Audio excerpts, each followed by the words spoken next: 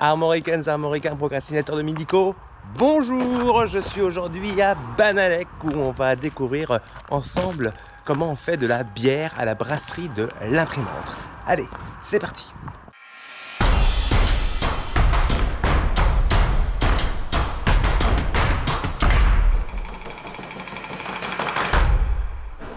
Et voici, on arrive à l'imprimerie, à la brasserie de l'Imprimante. On prend l'imprimerie de la brasserie et on découvre directement Aurélien qui est là et qui est en train de brasser. Salut Aurélien, ça va? Ouais, ça va, bien. La main mouillée. Et voilà, je suis monté avec Aurélien à l'étage.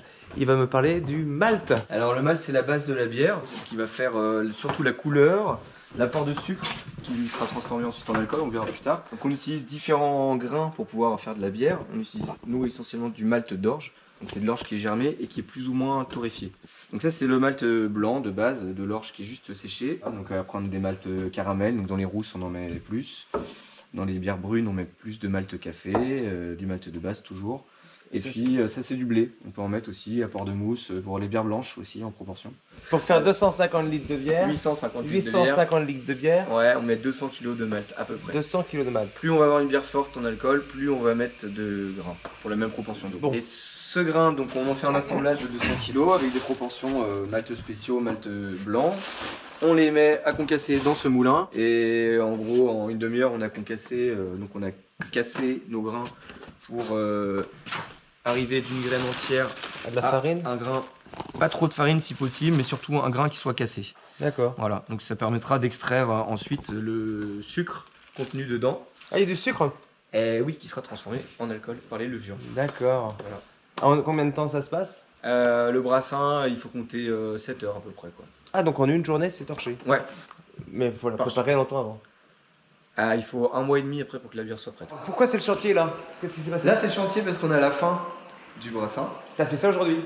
On a sali en fait les 3 cuves qui sont là. Quand on prépare notre recette, on prépare aussi des houblons. Alors là, on les garde au frais pour les conserver. Ah, c'est quoi du houblon? Nous, ils sont conservés sous forme de pelets.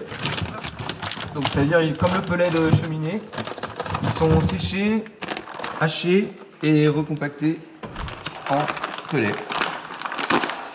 Ce qui permet en fait de prendre moins de place dans les frigos. Parce que là, on imagine, on a plusieurs sacs de 5 kg, donc 5 kg de plants.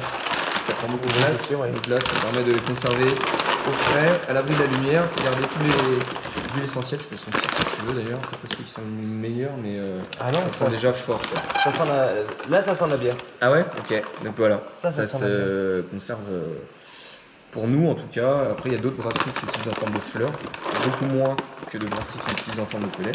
Donc ça, on en met, on a dit à peu près 200 kg pour 850 litres pour le malt.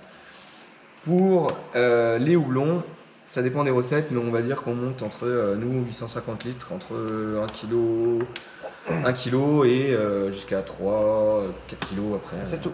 Alors le houblon c'est bien cette grande plante qui monte comme ça et qui descend? C'est ça, c'est grimpant, surtout ça monte et puis ça s'étale après. Donc Et il n'y en a pas chez nous non plus. Si, ça arrive. Ah si, ça Ça arrive, alors il faut 3 à 5 ans pour qu'un plant donne bien, qu'il prenne D'accord. racine et qu'il donne des fleurs de houblon. Donc là, il y a déjà depuis quelques années des houblonnières qui se développent en Bretagne. Maintenant, les étapes, on fait chauffer de l'eau. Ça, c'est une cuve qui nous permet de faire de la chauffe électrique. Cette eau chaude, on vient la mélanger dans une autre cuve, une cuve filtre. Hop.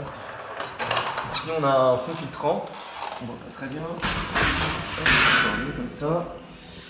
Et on la mélange. Là, il y a une pale qui vient agiter pour bien Oui, d'accord, brasser. En fait, nous, on brasse pas vraiment. Mais c'est de l'eau. C'est de l'eau. Donc on mélange l'eau ici, l'eau chaude avec le malt, on mélange tout ça, ça prend à peu près 1 heure ce temps d'empâtage, on appelle l'empâtage, D'accord. ça fait une sorte de grosse pâte. D'accord. Et ensuite on vient filtrer le mou, comme dans le vin, ça s'appelle du D'accord, mou, c'est un bien. jus sucré. Ok. Pour l'instant c'est un jus sucré coloré, c'est pas encore de la bière. Et ce jus sucré coloré, on vient le ramener dans cette cuve de chauffe. On obtient soit une bière brune, soit une bière rousse déjà. On a encore de bière. On vient porter à ébullition pour stériliser la bière, pour la protéger D'accord, voilà. de tout ce qui peut être environnant, les micro-organismes et autres. Et à ce moment-là, on vient mettre en infusion nos houblons. Donc les houblons, ils vont se diffuser comme un thé. Et combien de temps t'as mis à trouver le goût qu'il te fallait du coup? Ah, ça dépend, il y a des recettes, c'est en... Parce que c'est fou parce que tu te dis bon celle-là ça y est elle me plaît. Ouais. C'est-à-dire que pendant 10-15 fois, tu as testé tout ce processus Alors avant à de petite progresser. échelle. À petite échelle. Ouais. Pas forcément 15 fois, généralement on connaît nos houblons, on connaît les goûts qu'on va tirer. Les concentrations entre l'eau et les céréales vont faire qu'on a des degrés d'alcool aussi qu'on va tirer. D'accord. Ça on le sait à l'avance. Ouais.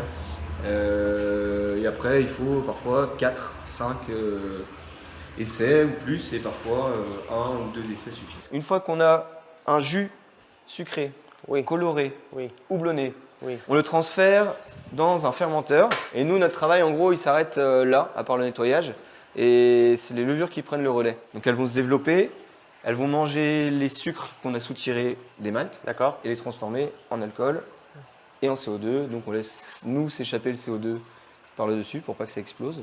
Et puis bon bah là une fois que le travail est fini, on reprend les densités et on fait des transferts et on laisse vraiment la bière se terminer. En tout on est à peu près à 3 semaines, entre 3 et 4 semaines en cuverie ici là, en fermenteur. Ouais. Et après on fait la mise en bouteille Ouais. avec la chaîne qui est là. Oui. Voilà, donc qui met en bouteille, qui capsule, qui étiquette. Et on va pouvoir faire un prélèvement de cuve comme ça. Un prélèvement de cuve, donc on va voir directement la bière. Ouais, directement à la cuve, au comme cul ça. du camion. La couleur, c'est un peu vaseux quoi. Ouais, Et, c'est un peu gris. Ouais, alors par contre, il y a du chanvre dedans.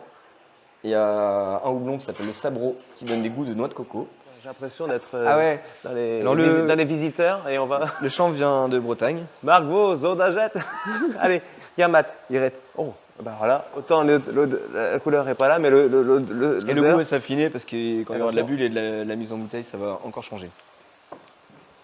Oh, c'est spécial. C'est l'amertume qui est spéciale ou c'est le fait qu'elle soit pas finie? C'est pas alors l'amertume va descendre.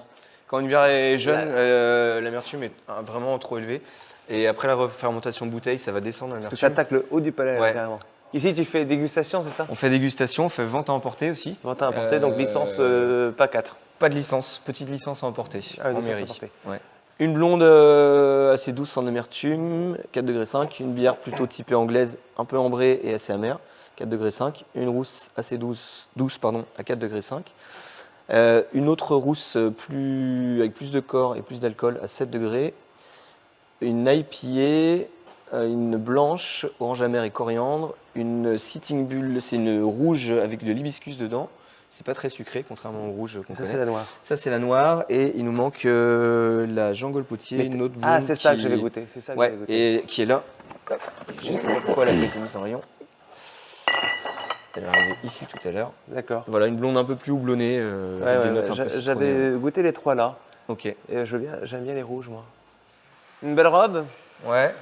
C'est assez sec, hein. C'est pas sucré comme les criques et Il y a de autres. la cuisse. Il n'y a pas, il y a pas de sirop rajouté en fait dedans.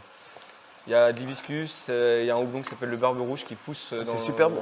le nord de la France. C'est super bon. L'abus d'alcool est dangereux pour la santé. Il faut boire avec modération. Et la bière aussi. Bon, eh bien, je te remercie de cet accueil chaleureux. Je ne suis pas prêt de partir de cet endroit. Il y a d'autres choses à goûter. Ah oui, il y a d'autres choses à goûter, c'est ça. Allez, Kenavo! Canavo.